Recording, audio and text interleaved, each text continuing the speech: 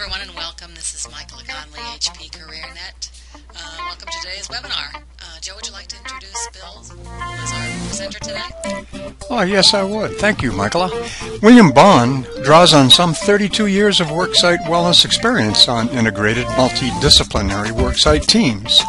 As program manager of wellness programs for the University of Texas MD Anderson Cancer Center, Houston, the largest cancer center in the world with more than 18,000 employees. In 2006, MD Anderson was the first healthcare system to receive accreditation by the CEO Cancer Gold Standard for its wellness program.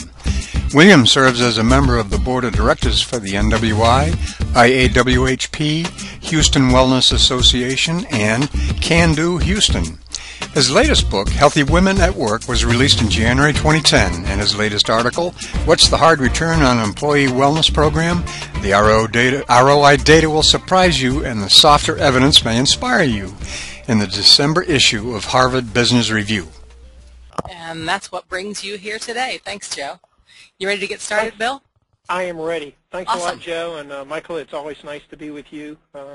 Love to see you around the conferences, and this is a great service that you provide our field. You know, it's exciting to talk to all of you. I know that, January always brings a special time on for those of us in worksite wellness. It's exciting to start our programs back up, and of course January is when everyone's got those resolutions in mind, and so it's one of those times when we actually have to do nothing, because we know that February is when we're going to try to sustain those behaviors of the people that started them in January. You know, last year I just happened to be in the right place at the right time when a researcher from Texas A&M came through and was interested in looking at employee wellness. The gentleman, Dr. Len Berry from Texas A&M, was interested in looking at worksite wellness in a variety of different industries. And I kind of hooked him up with some of the larger companies that I knew of and small companies that had good programs. This is a gentleman that had written the book about Mayo, so he's got tremendous credibility about being a person that can go out and do interviews and then sift through that data and look for those little gems that really make things work. So good reputation, and again, just happened to be in the right place at the right time. We hooked up and became good friends, and at some point in time he wrote me and said, hey, we'd like you to be a part of our research team. So that's how I got to be the third author on the What's the Hard Return on Employee Wellness. So I want to talk about that today. And what we want to talk about first is, just kind of start around what's wellness. You see that slide that's on your computers right now? Wellness for me, definition-wise, and I want to make sure we're all talking about the same stuff, is that lifelong journey. It's that process, that active process of making choices. Whereas worksite wellness is really that organized program that we put together. And so I want you to think of ourselves as, really organizing around all those things that we do. And for us at MD Anderson, and you're going to see this at the very end of my slides, we talk about engaging people, we talk about sustaining behavior change, and we talk about helping people hold themselves accountable. So it's that partnership between a corporation and an individual. The individual learning how to be responsible, holding themselves accountable, and the corporation really providing the opportunities for someone to be well. And in a way, that's what we're going to talk about a bunch today, is how that happens. So if we're going to talk about the hard return, we need to think about what success is, right? And I think this is where a lot of us go wrong in the field, is we fail to really define what a successful program is. And you know what? That's different for you, and it's different for me. I'm going to say that again. That's going to be different for you, and it's going to be different for me, because each of us has a different senior management. Each of us have a different scope. We each have a different place that we work. Success clearly needs to be defined by management's expectations. One of the things that comes out hard and clear in this Harvard Business Review article, and this is from CFOs and CEOs and employees and top management, is that that success is really based on their expectations. They're the ones that provide the resources. They're the ones that keep those programs, keep the programs going, or provide the support for the cultural change to actually take place. So it could be really hard data, or it could be really soft data, and it works. And the slide that you have up there now says about participation, from behavior change to culture of health change, to direct health impacts to indirect outcomes. And we all know this is important at different levels. So when we talk about things today, we're going to be really thinking about it in a variety of different ways. But the bottom line is it's got to have impact. I use this next slide quite a bit. It's a logic model for worksite kind of lifestyle cost.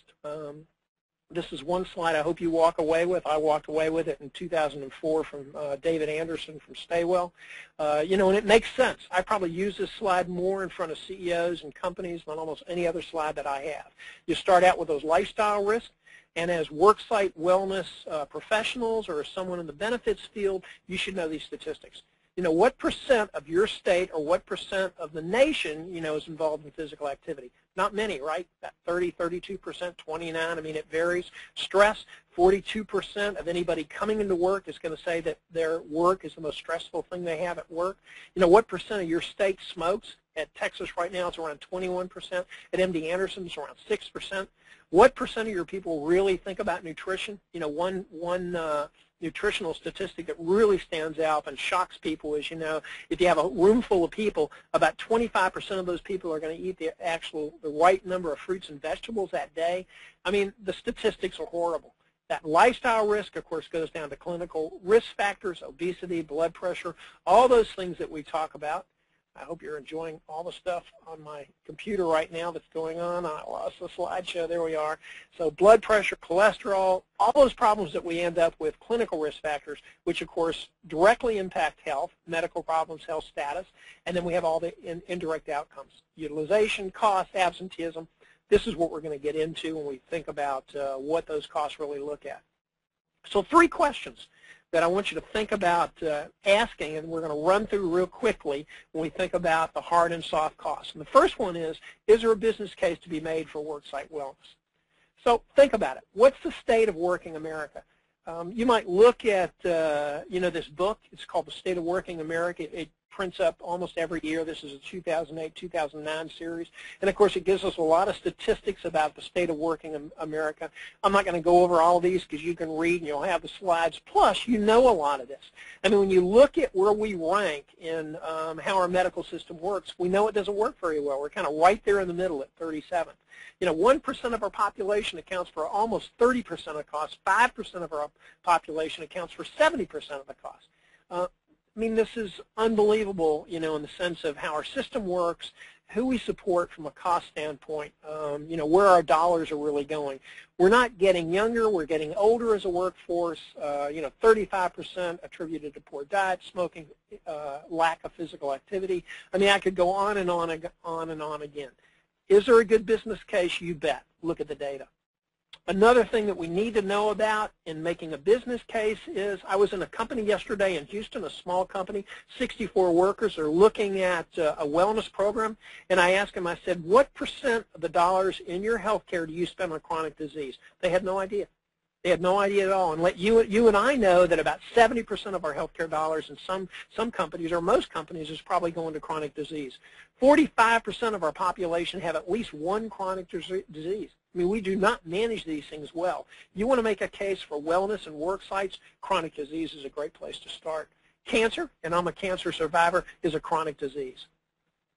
Costs increase with age.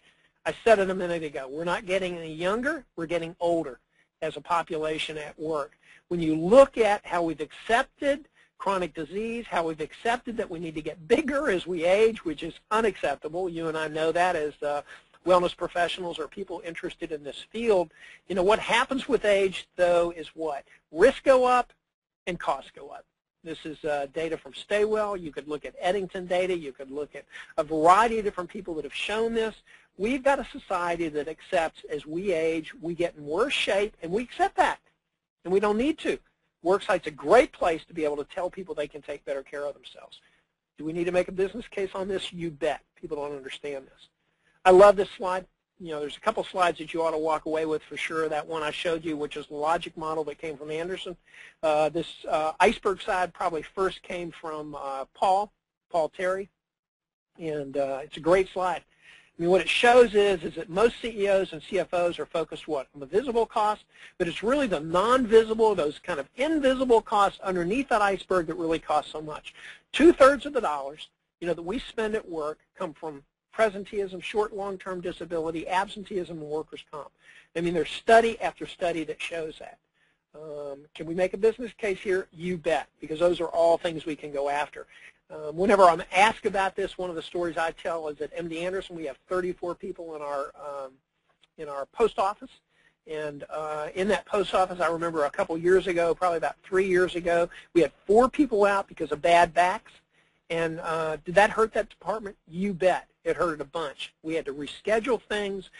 Mail got late because of that. I mean, it was a huge cost just with 4 people being out with bad backs.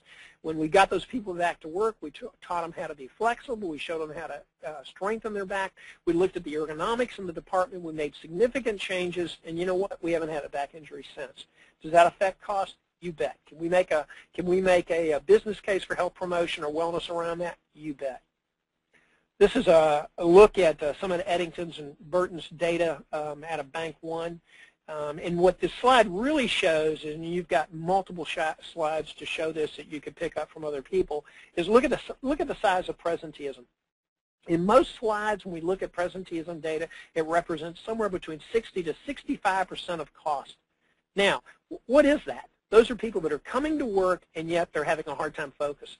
Those are people that have asthma, or those are people that have diabetes, or those are people who have been diagnosed with hypertension, and their medicines aren't titrated right. Those are people that have digestive problems. I mean, there are a variety of different ways and reasons why people have presenteeism. Those are people that live with a bad back, and they never do anything about it. So, again, when we look at what costs a bunch, presenteeism is one of those things. Can we measure that? You bet. There are tons of studies out there that show you good metrics around presenteeism.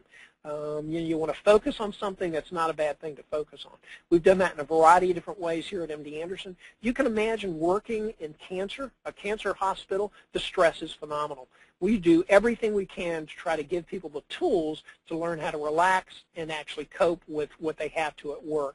And what we find is when we look at the measurements, is that, of course, brings down some of this presenteeism issue that we face. Second question, is this evidence compelling? Let's look at it and see. And I'm going to run through this pretty quick because what I've done is I've given you a bunch of studies. And you're going to see a lot of slides here, but and a lot of studies. But one of the reasons I did this is I wanted you to have these references.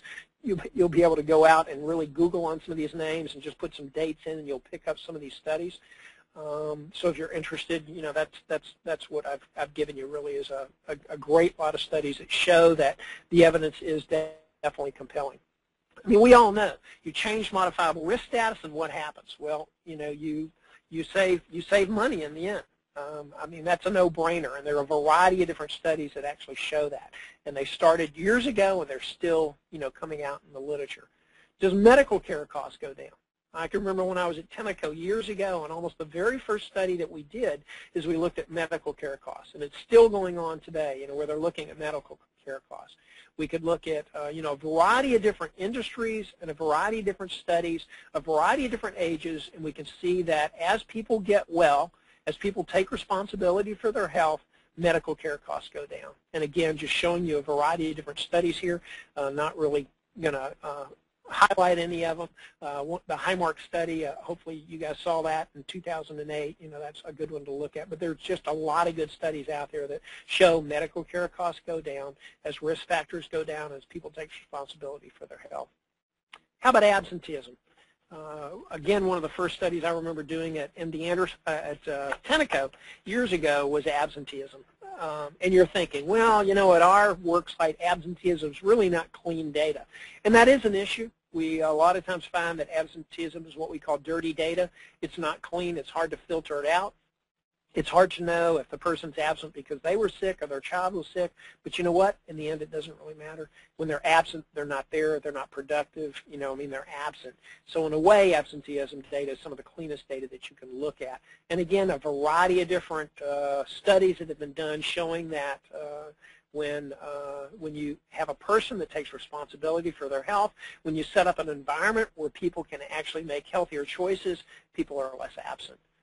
That 210 study and meta-analysis really of the literature is an interesting one, again showing that you know, reduction of absenteeism.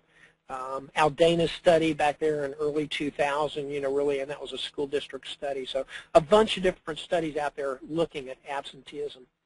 How about disability day cost in days? Again, Seth Sersner, who has done some work in this, looking at his 2001 study. But there are a bunch of people who've done this with disability days in cost, and that's both short-term and long-term. What we've learned at MD Anderson for sure is that when we case manage these people, it works much better. So, one of the things that we've done in trying to make our program work better from a disability standpoint or a workers' comp standpoint is to really integrate these programs together. So, again, good data out there to show that it works. And then productivity. Gosh, in the 32 years that I've worked here, initially, we didn't even think about productivity. And now, of course, it's one of the larger things that we look at that's out there. And Goetzel's work and Burton's work have been phenomenal. So, and then some of the work out of the International Truck and Engine Group that have really shown that the instruments that we use for productivity work. You're thinking, okay, that sounds great, but we'll never measure productivity where I work. Well, how about a healthcare system like where I work? Is there opportunity to measure productivity there, and what would it look like? Well, I can tell you right now at MD Anderson, patient satisfaction is huge. Is that productivity? You bet. Not only positive results from an oncology standpoint, but patient satisfaction, family satisfaction, the customer service users are huge in a healthcare system like I work in. And so, again, those are true productivity measures that we can look at. So, again, just giving you a variety of different things that you could look at from a productivity standpoint when you look at the papers. And then the last one here is recruitment and retention. And, it's harder. It's much harder. Actually, one of the only published studies is a study that we did back in 1992 at Tenneco, where we looked at the retention issue. And what we found was that people that were involved in our programming at one level, and that was more of an administrative level, stayed with the company longer. And that made sense because those people that were making enough money to make the moves, the program wasn't maybe as valuable to them, but those people that couldn't afford a fitness center or couldn't afford a wellness program outside of that company, that was very important to them. I hear the same thing at MD Anderson, although we haven't measured it here. We have 10 lactation rooms at MD Anderson. That's significant. We have a huge parenting program, a very strong wellness program. And what I hear from single moms or single dads or even families that, this is significant for them. They work in an environment that not only, pays them, but has taught them how to take care of themselves and take care of the families, and so that's important. If you look at Fortune and Working Mother magazines about the best companies to work for, you show me one best company to work for that doesn't have a very active either work-life effectiveness program or a wellness program. I mean, those are one of the top things that are listed when we look at these kind of programs. So again, is there data out there showing that this is important, the evidence, and is it compelling? You bet. The last question in kind of this phase of my presentation here is around ROI. So looking at all this data, can we really make an ROI argument? Can we really say that there is a return on investment? Okay, we made the business case. That evidence really looks compelling, but is there an ROI argument? So let's look at that. And let's first start with the whole concept of ROI. When we think about evaluation of programs, and you'll see it in that first bullet up there, it calls kind of basic evaluation. We talk about process, impact, and outcome. And there are a variety of different things we do to evaluate, at that level. I think one of the things that we've done as a disservice to our industry is our focus is so much on ROI that sometimes these basic evaluation pieces get forgotten. And the process evaluation that needs to happen in order to make sure that we're delivering good programs, quality programs, that the programs are working doesn't get done. The impact, really looking at the behavioral change pieces, that need to be looked at from a psychological and social standpoint. Are they really working, that effectiveness there? We don't look at. And then some of the outcomes, which sometimes we overlook at, the body weights and the blood pressures and things like that, sometimes those don't get done because we're so much focused on the ROI. And then the second part there is program effectiveness. Are we actually looking to see if these programs are effective?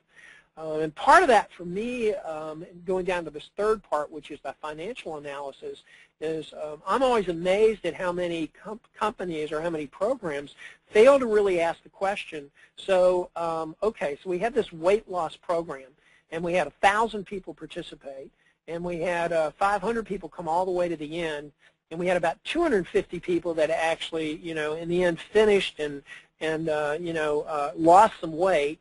And after 6 weeks or 6 months or whatever it was, we sustained that weight loss in about 100 people.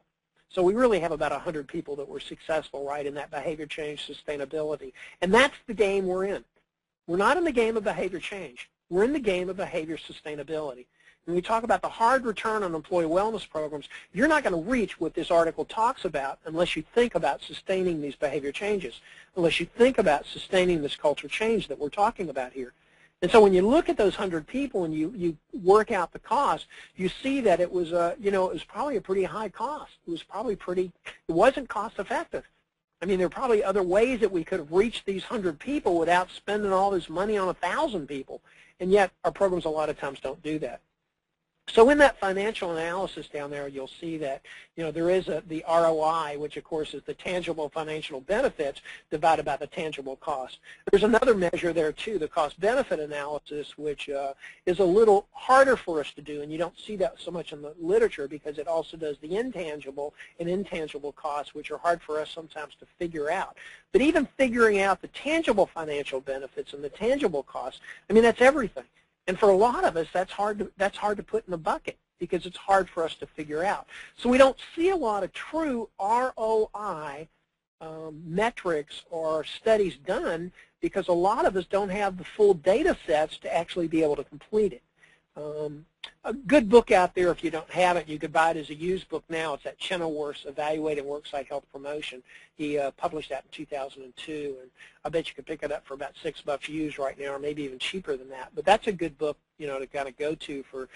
David always does a good job on, talking about this stuff. So one of the issues for me around ROI is we don't do it because we either can't afford it or we don't have the data. And I'm not sure we need to do it that often because really we're not focusing on some of the other evaluations that we really need to do. Next slide. There are a lot of good studies out there that have looked at it.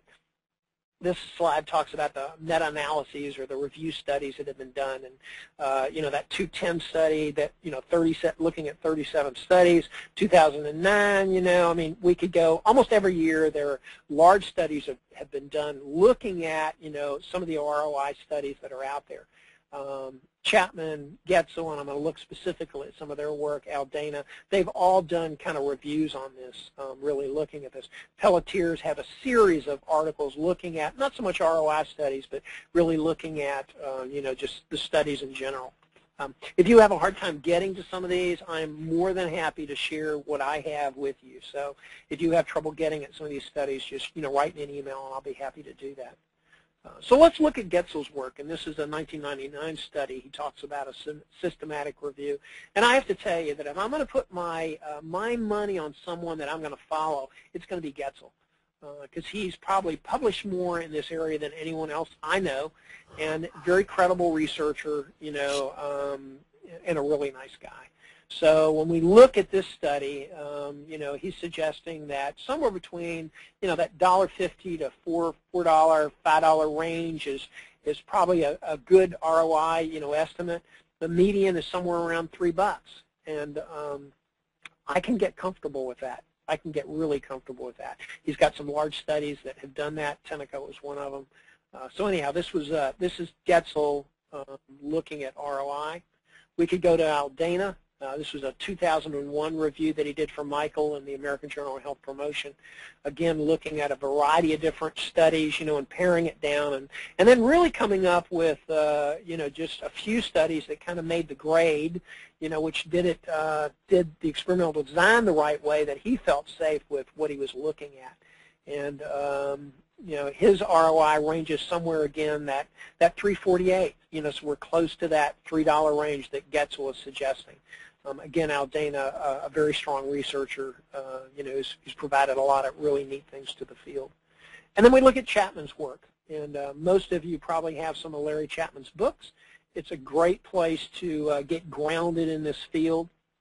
You know, he puts a phenomenal amount of information in these.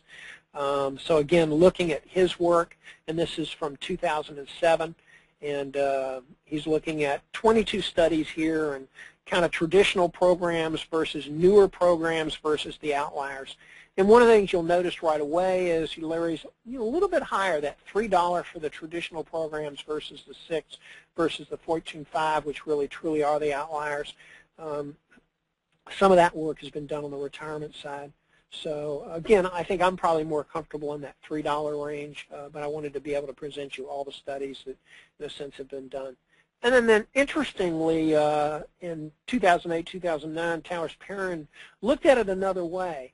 And this isn't so much about return on investment from a dollar standpoint, but it's looking at it from, benefit programs that are successful, kind of best practice stuff. And Towers and Perrin asked themselves, in programs that are successfully meeting their kind of benefit objectives and engaging employees and have satisfied employees, what's that look like in relationship to their health promotion or their wellness programs? And what they found was that people who had best practice worksite programs also had best practice on the other side, employee engagement, satisfaction, and some of the other things that we talk about. This next slide talks more about culture of health around the same kind of things, where they motivating people to take responsibility for their health care, which is a cultural thing.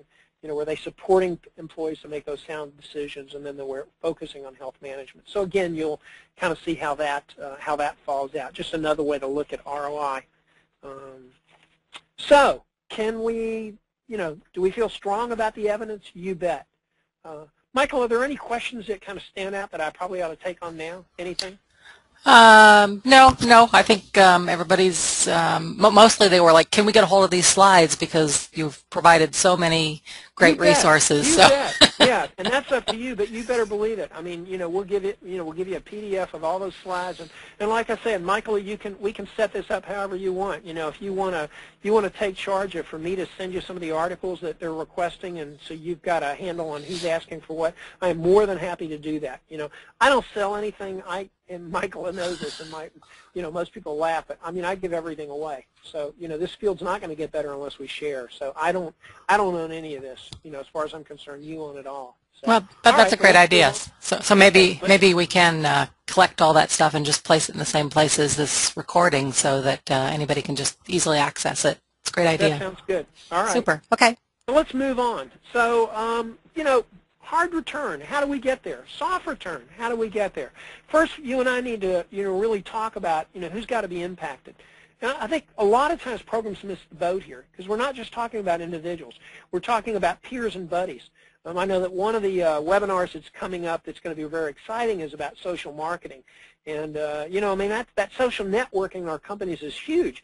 The data that's out on social networking right now says that as a programmer, I need to spend time, really putting programs together that help people network better together and put people together that want to stay healthy together, because that's what it's about. Actually, what some of that literature shows is, spouse and family is important, but you know what? The peer at work is almost more important. The friend at work is almost more important. So think about what your programs look like there. Families, teams, organizations, and then, of course, communities.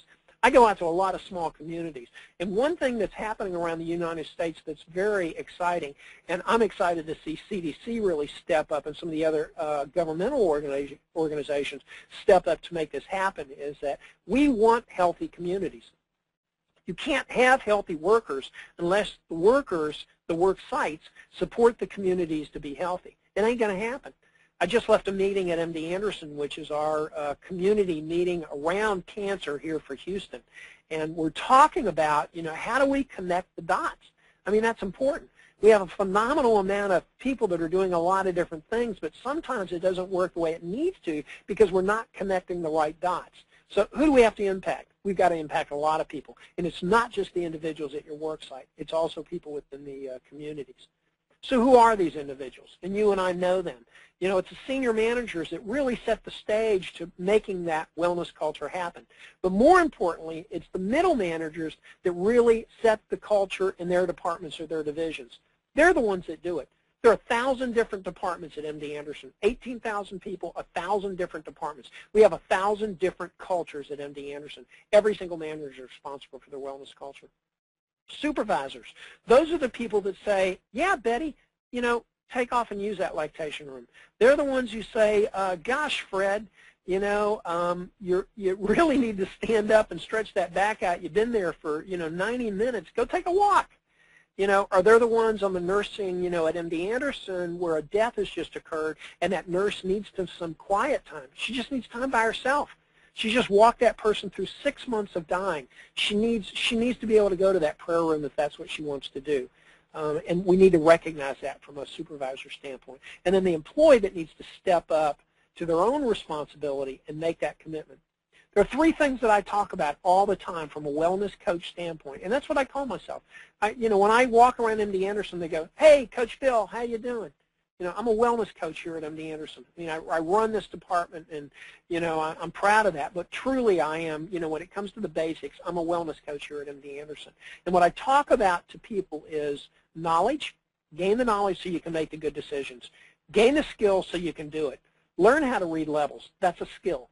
Learn what line to look on. Learn how to stretch out your, your hamstrings or whatever muscle is bothering you. Learn the stretch that you need to do at work so when you're sitting so long when you get up, it's effective for you. And then the last one is make the commitment.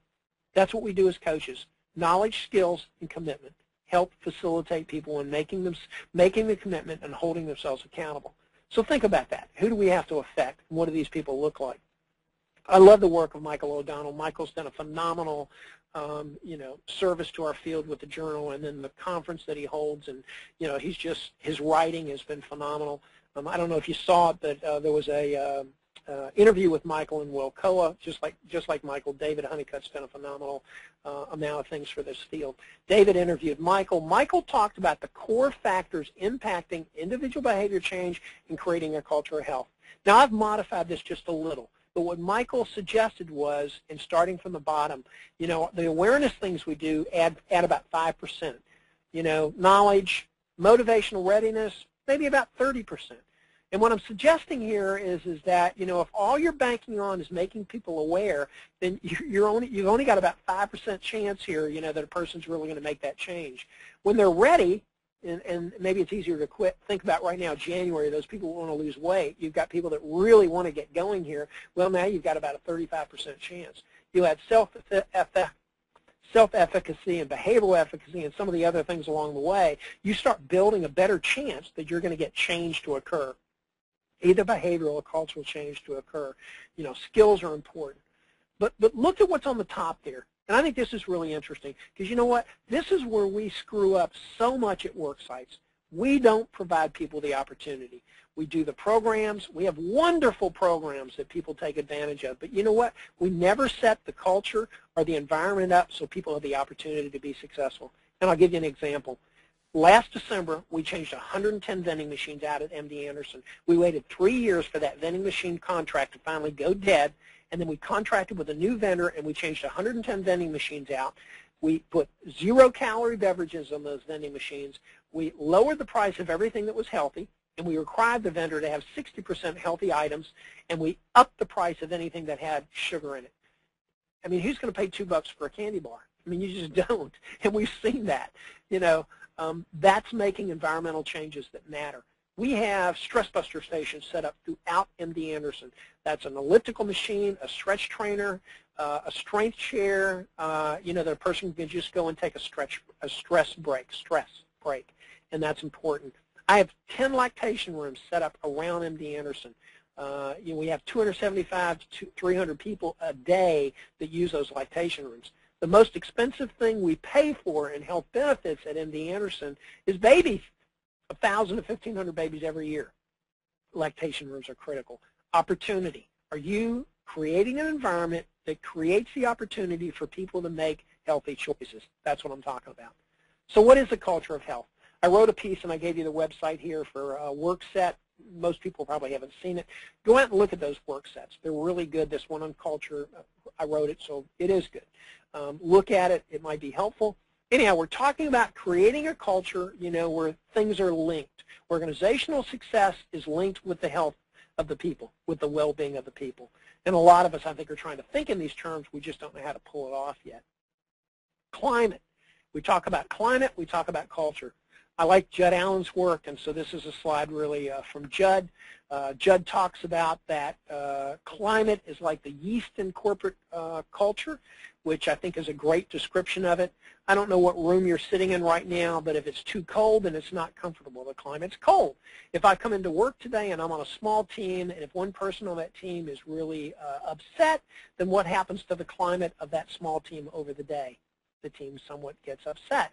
That's climate. Climate changes day in, day out. Culture is something over the long term. Both of them are important when we talk about having a culture of health. So the bottom line is that both of these things, significantly influence the way that people are going to either practice health behavior or the way that you're going to set people up to practice health behavior. And what I want to go into now is I want to look at kind of the guts of this, the hard return on employee wellness programs, which is what sets our programs up for success. All those dollars that I talked about, that impact that I talked about, how are we going to get there? What I want to do is show you some of the practices that we saw as we went out to those 10 companies. One of the articles that I've really liked the last couple of years, and this was out in 2007, and if you haven't seen this again, that's one of the ones that we'll put out there for you, is Ron Goetzel's Promising Practice article.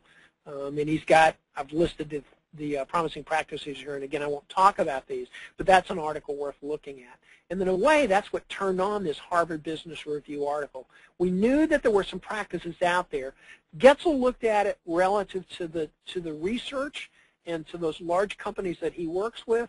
What we did in this Harvard Business Review article is we went out to 10 companies of different sizes, of different types of companies, and actually talked to CFOs and CEOs, and we talked to participants of these programs and the wellness leaders and people that didn't participate. I mean, we talked to a variety of different people to get a much better picture, a clearer picture of maybe why these things work.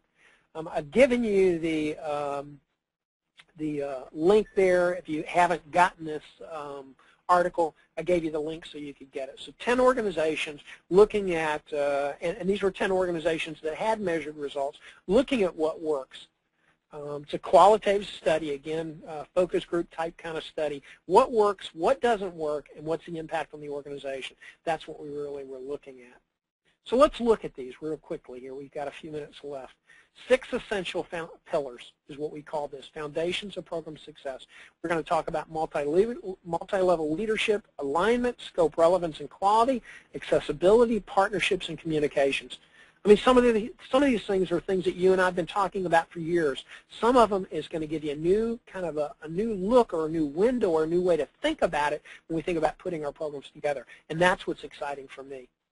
So let's look at multi-level leadership. There's no doubt in all our minds that the C-suite has to walk the talk. But how do you get that C-suite to walk that talk? How do you make wellness part of that C-suite?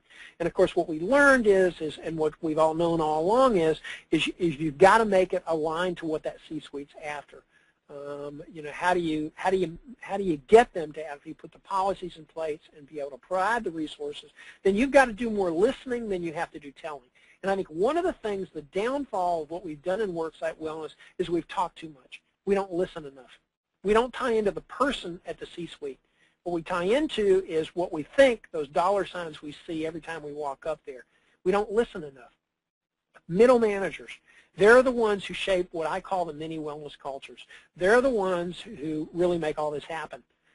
C-suite might provide some resources. They might even say we're going to have a wellness program and we're going to have the best wellness programs and here's what we're going to do. But the people that put this into action are the middle managers.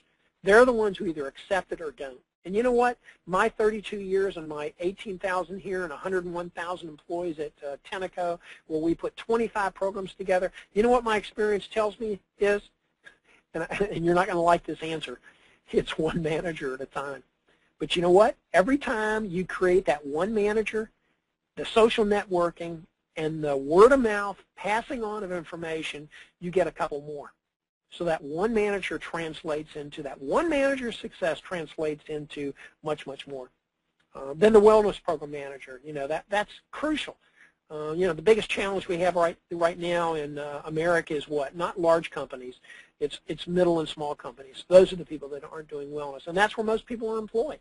When you look at the population of the United States of America, most people are employed in small to middle-sized companies. So we're not going to be able to afford program managers, wellness managers in all these companies. But you know what? And this is what excites me about CDC.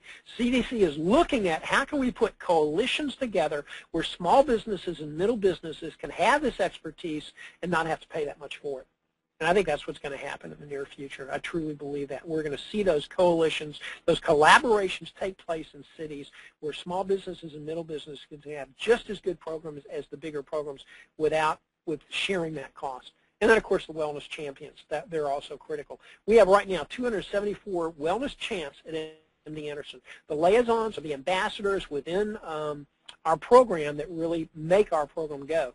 I've got data that shows that where I have a wellness champ, I get 2 to 3 more participation than when I don't have a wellness champ. And here's a good example of what, kind of the things that wellness champs do. They're called ambassadors or champs, or a variety of different names throughout the industry. Alignment, this is the second one. Wellness needs to be a natural extension of the firm's identity and aspirations. It's not going to work if it doesn't. Planning and patience. You're talking about a culture here. In 2008, when the economy went down, and this was so cool at MD Anderson. The economy was going down. MD Anderson was facing, for the first time in its history, it was maybe going to have to lay some people off or cut down staff. It's never done that in 60 years, the first time in history. And my boss and me and the rest of some of the leaders in HR, we sat around the table and planned for this. Now, why was the wellness person at that table? Because you know what? I was going to go out there and start with our department and the EAP department and the help of employee health.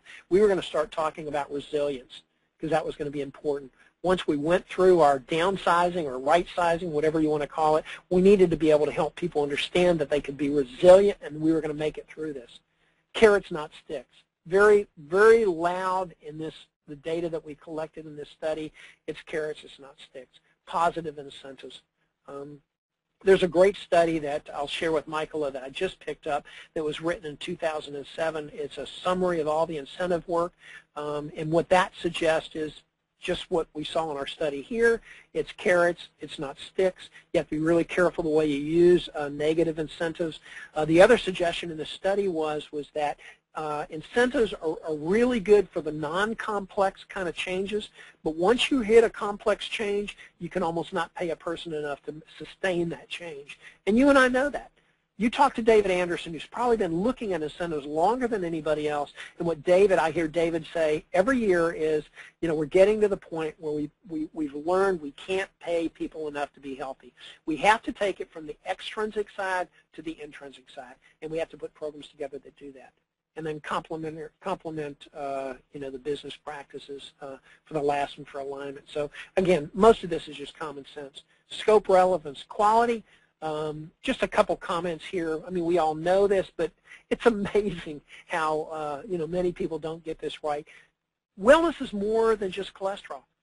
If all I did at MD Anderson was put on a cholesterol program or have a big health fair. Now, I remember when I first came to MD Anderson 12 years ago, they were so excited because they said, "Oh, so we're going to have a health fair, right?" And what I'd learned at Tenneco was no.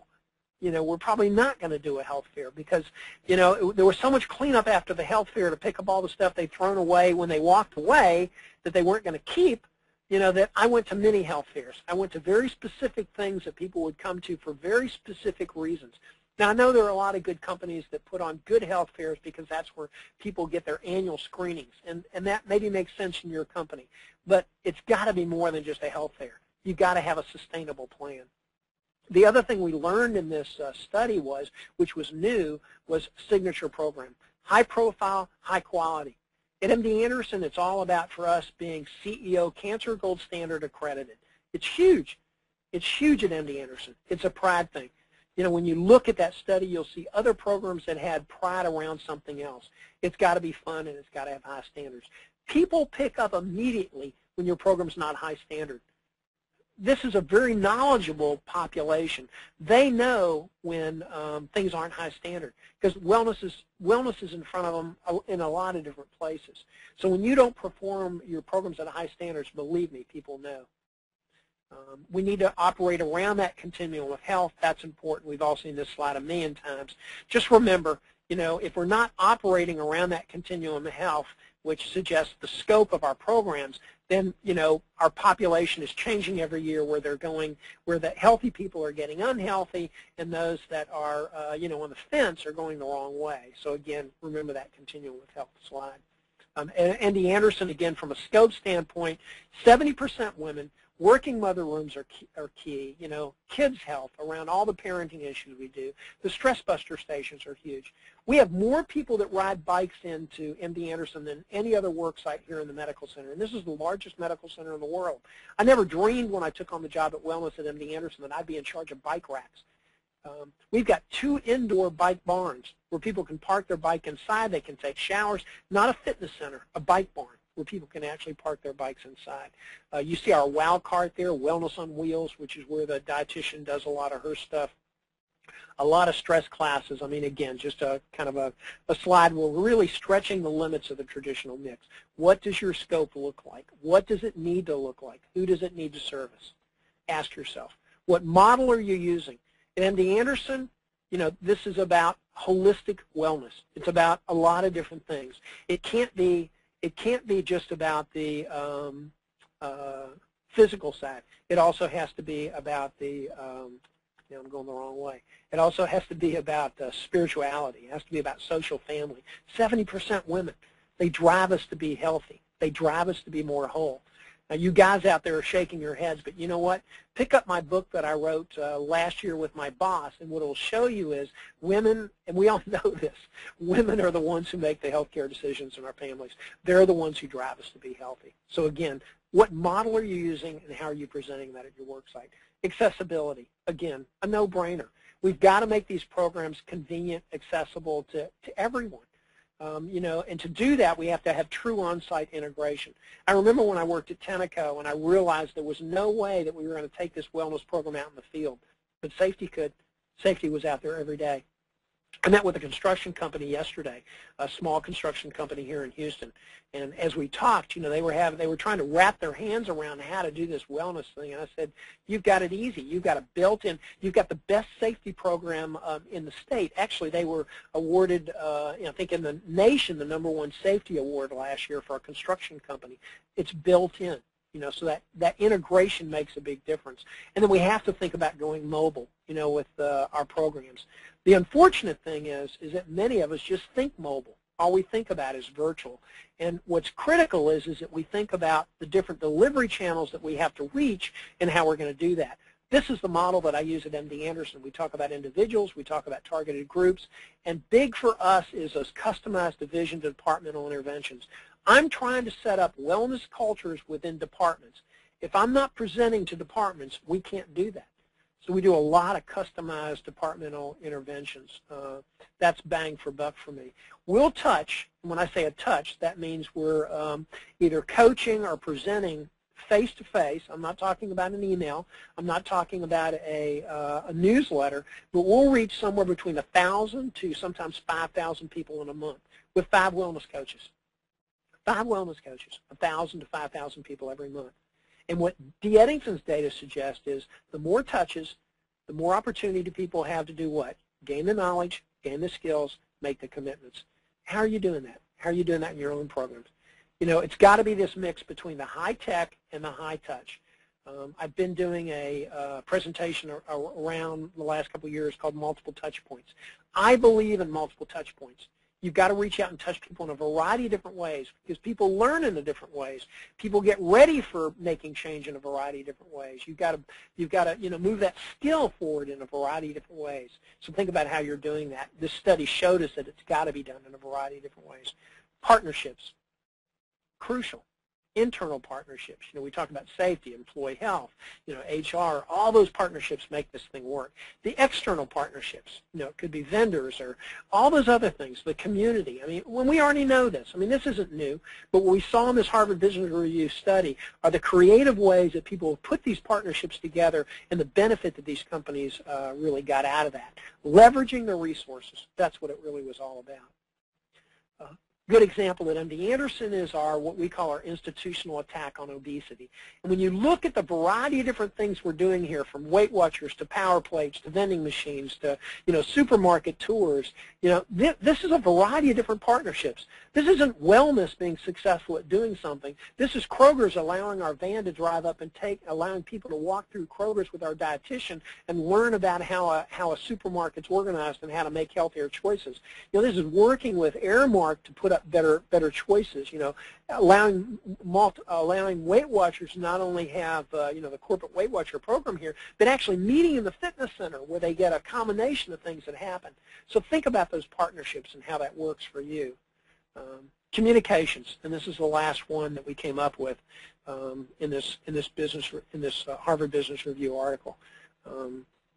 Tailoring messages, that's important. Who's the audience? What are they going to listen to? How are you going to do that? What are the number of different ways that you're going to, that media diversity? We've been doing a Be Well with Bill video the last couple years, and it reaches people in a different way. I get stopped all the time and people seem to know me because they've seen that video. They've seen the rest of the staff, or they've seen some of our internal or external partners. And then the last one to me is the most important, embedding those wellness cues around your environment. It becomes a viral thing. I call that wellness in your face. That's what makes safety work. If you work in a safety environment, if you work in a manufacturing plant, or like I did at Tenneco, which was energy or oil, safety's number one, and it's in your face every day. It's on your walls, it's on the bulletin boards, it's on posters, it's in the elevator. Wellness ought to be the same way. There ought to be cues around our environment that tell people that they can make healthy choices. So think about how you market. Is it mass marketing, targeting, tailoring messages? Think about all the ways that you do that. But remember, it's really word of mouth that makes the difference. A person that's made a successful change is going to grab someone's attention and get them thinking about making a change. And that might just be a phone call that you get, or the new person that participates in your program. So word of mouth, I think, is something that we probably underutilize, and we need to think about how to grow it, because we don't build it, you grow it through successes. But think about how that works for you. 2 more slides, and then we'll do some questions. Best practice lessons, that I've done in 32 years, and again, just, being one of the authors on this article. Think about how you're building that, culture of health around behavior change. It's got to be built with multi-level leadership. It's the passion, the persistence, the persuasiveness of this leadership, in a sense, to make this happen, to be a part of that culture. Wellness has to be a natural extension of your company's goals, identity, aspirations, whatever you want to say. It's got to be a pride thing. The need and interest in how you service that is critical. Internal, external partnerships, effective incentives, communication strategies that work. And then the big part is, it's that individual and the aggregate data that really empowers people, to be a part of this movement, to be a part of that revolution. Bottom line, climate and culture. I've said that before. Last slide, and this again is what we use at MD Anderson. We've used it now for about 5 years to really drive our programs forward, drive not only behavior change but a healthy culture. Engage employees in that wellness partnership. Think about sustained behavior change. That's what we're after. Unless it's sustained, there is no impact. If the guy loses weight in January and February, he's gained 5 pounds back, 10 pounds back, it's not going to make a difference. It will never show up as an impact. And the last one's the most important. How are you going to hold your program accountable, and how are you going to hold people accountable, for their own health? And that's a facilitation skill. You can't make people do it, but there are ways that we can help people help people hold themselves accountable. Okay, questions? All righty. Boy, that was as promised, a ton of information. Yeah, we got a couple of questions. One, you talked a lot about using safety and using different departments, especially in a hospital environment. Obviously, you need some claims data and all that sort of stuff. So where is your program housed? Is it a standalone program, or are you in HR? Are you in safety? How does that look? We are in HR. We're employees of the company. We work out of human resources. The department that I work into is an integrated department called Employee Health and Well-Being, and we formed it up about 8 years ago. There's the Employee Health Department in there, which is a traditional occupational health department with docs and nurses and technicians, and they do what they traditionally do. And then there's an EAP department that has 4 psychotherapists that do what a traditional EAP department does, plus other things with us. And then there's our wellness group that has 5 employees, counting myself, and we do the wellness. So it's an integrated department in the sense of how that works. But we have a lot of partners, but it is under HR. Super. Okay, let's see. Here's a question from Alice. She says, could you explain more about case management of employee absenteeism? Now, that's a great question, and there is a lot of good literature on that. If you look at how case management of absenteeism traditionally is looked at, a lot of times it's that HR function. And what we've learned here at MD Anderson is that we put a few more partners within that mix. And so you might have an EAP counselor that's really dealing with the psychosocial side of maybe that absenteeism. And a lot of times absenteeism, what we thought was just a bad employee or employee, acting out, turns out to be a problem that we really need to help them solve at home. It could be a wellness issue. It could be a person that truly the blood pressure medication needs to be titrated, or maybe it's a person from a diabetes standpoint that really has mismanaged their diabetes, and they just need to be, stepped up to, how to take care of their diabetes better. So I think what we've learned is that integrated team from a case management standpoint sometimes in some companies is truly just one person in HR that kind of has their finger out and is in that person's face, whereas what we need to do is we probably need to have more players around the table that look at that person more holistically and can probably problem solve with that person much better. In the end, though, that person has to step up. Great. Okay, here's another one for you. Amy would like to, well, I guess Amy says she's a wellness coordinator at a grocery store with 5 locations, 550 employees total, but only 125 of them full-time. She was wondering what your ideas on how to engage those that part-time workforce, since they really can't do anything with their benefits. And that's a great question, and because it's a good question because that is something we all face. I've worked in a variety of different environments and consulted in a variety of different environments that one of the first things they'll say is, well, this program's only for our full-time employees. Well, you know what I say to that? Bull. Your culture is made up of all the employees. Doesn't matter if they're part-time, temporary, benefited or not. There are pieces of your wellness program that the part-time and the temporary employees should benefit from. Now, sometimes that has to be, they have to see that. And sometimes you have to listen to them about what's going to be helpful for them, and I think sometimes we don't do enough of that. But the program as a whole, and I'm taking the benefits portion out of it because that's not what they're getting, that knowledge and that skill and the commitment standpoint, those are things that the company can step up and provide to any employee. And a good example would be that, some of my best Healthy Back classes are taught at 4:30 in the morning to not an MD Anderson employee, but an employee that cleans the building. It's another company that's cleaning the building, and yet MD Anderson faces, of course, all the issues around that. When an employee gets injured there or an employee doesn't show up to work, and so I'm teaching Healthy Back to that crowd, and believe me, the impact is huge. And yet they are part of our culture, and that's why I'm there, of course. Great question. Oh, good. I gave you a good answer. Yeah, it seemed like a really good answer to me. Let me take one more. We have a couple more, but we're totally running out of time. Well, the other thing you might do, Michael, is if you've got more questions, I am more than happy. If you write them to me, we can post the answers on the internet. That's a great idea. Okay, well then I will just stop now because it is actually 1 o'clock.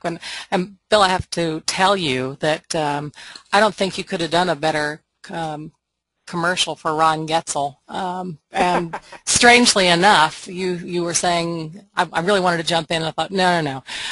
You were saying he's a good person to follow. Well, as it turns out, you're following him because we have him on Wednesday. Oh, fantastic.